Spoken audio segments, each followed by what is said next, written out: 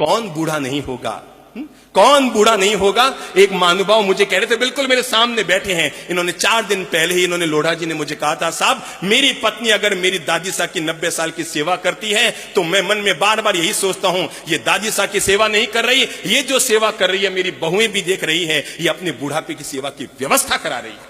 अगर इसने अपनी दादी की सेवा की तो इसकी बहुएं इसकी सेवा करेगी। जिसने अपने मां बाप की सेवा न की वो अपनी टाबरों से सेवा की कोई अपेक्षा कभी मत करना, कि उनके टाबर उनकी सेवा कर ले, आने वाली पीढ़ी ये तो बाप की भी बाप निकलने वाली है। कोई किसी की सेवा वेवा करने वाले नहीं है, तुम्हारे साथ रह जाए और 2 दूध रोटी खिला दे तो भी बॉस समझ लो। इसलिए अपने लिए मैं युवाओं से अनुरोध करना चाहूंगा, अपने घर परिवार के लिए संकल्प लो कि हम घर के बड़े बुजुर्गों की सेवा करेंगे। तकदीर वाले होते हैं जिनके घर में बड़े बुजुर्ग दादा दादी होते हैं। पत्नी को जीवन भर संभाल लेना, बच्चों को जीवन भर संभाल लेना। एक बार थोड़ा सा सोचो, जब वो गरीब थे तब भी तुम्हारी पढ़ाई के लिए खर्चा करते उन्होंने एक बार भी नहीं सोचा था। मैं आपको जीवन का रहस्य खोल के बता रहा हूं, ये जितने अमीर लोग बैठे हैं उनमें से आधे अमीर लोग ऐसे हैं जिनके मां बाप तुम्हारी बचपन में गरीब थे और उन्होंने अपनी गरीबी में भी तुम्हारे पढ़ाने के लिए जो खर्चे हुए, तुम्हारी किताबों के लिए जो खर्चे हुए, तुम्हारी जिंदगी का निर्माण करने के जो खर्चे हुए, शायद अपने पेट को मसोसा होगा पर तुम्हारी जिंदगी का निर्माण किया हो। और जिनके बचपन में ही पिता चले गए, कल्पना करो कि तुम 3 साल के थे, तुम्हारा पिता ऊपर चले गए थे, तुम्हारी इस अकेली मां ने कैसे तुम्हारा पालन पोषण किया होगा। आज तुम झट से कह देते हो, मां तूने मेरे लिए क्या किया? अरे उसने तुम्हारे लिए क्या किया? उसने जो किया तुम दुनिया देख रहे हो, अगर वो नहीं करती तुम दुनिया नहीं देख पाते।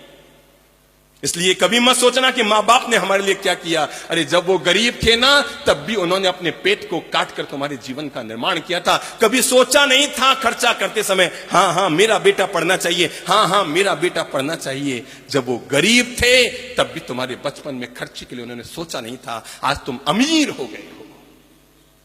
एक बार आत्मा पे हाथ रखना, जब पापा जी पे 50,000 का 1 लाख का खर्चा करते हो, जब उनके घुटने के ऑपरेशन की 3.5 लाख की बात आती है, एक बार दिमाग में आता है, अब पापा जी वैसे भी 75 साल के तो हो ही गए, ऑपरेशन कराएंगे, करेंगे क्या?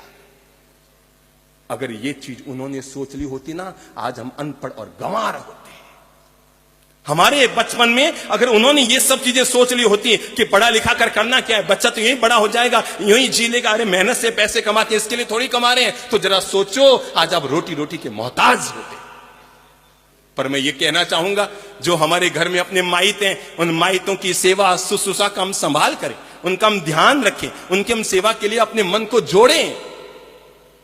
और नहीं तो जितने वृद्धाश्रमों में जाता हूं वहां पर गरीब लोगों के, मजदूरों के माँ बाप कम मिलते हैं। जब भी किसी को पूछता हूं, आपका बेटा, कोई कहता है इंजीनियर है पूना में, कोई कहता है डॉक्टर है कहीं पर, कोई कहता है सीए है। अमीरों के माँ बाप वृद्धाश्रमों में मिल रहे हैं, गरीबों के माँ बाप अपनी झोंपड़ियों में अभी भी मिल रहे हैं। ये फर्क हो जाएगा आने वाले कल को, और ये फर्क बहुत महंगा पड़ेगा आपके लिए। जमानों में आपको सही कह रहा हूं, ये जो फर्क पैदा होता जा रहा है इस पीढ़ी में, आने वाले कल के लिए आपके लिए बहुत महंगा पड़ेगा। अरे अपन लोग तो फिर भी अपने माँ बाप को निभा देंगे, पर मैं आपको बता दूं, आने वाली पीढ़ी ऐसे आने वाली है, ऐसी उपज आने वाली है, वो अपन को पूछेंगे, पापा आप मुझे डांट रहे हैं, आपको क्या हक है? और ये न पूछ ले तो मुझे कह देना। इसलिए वयोवृद्ध लोगों के लिए मैं कुछ कहूं इससे पहले आप लोगों को सावधान करने के लिए कह रहा हूं कि हम आने वाले कल का अच्छा निर्माण करें।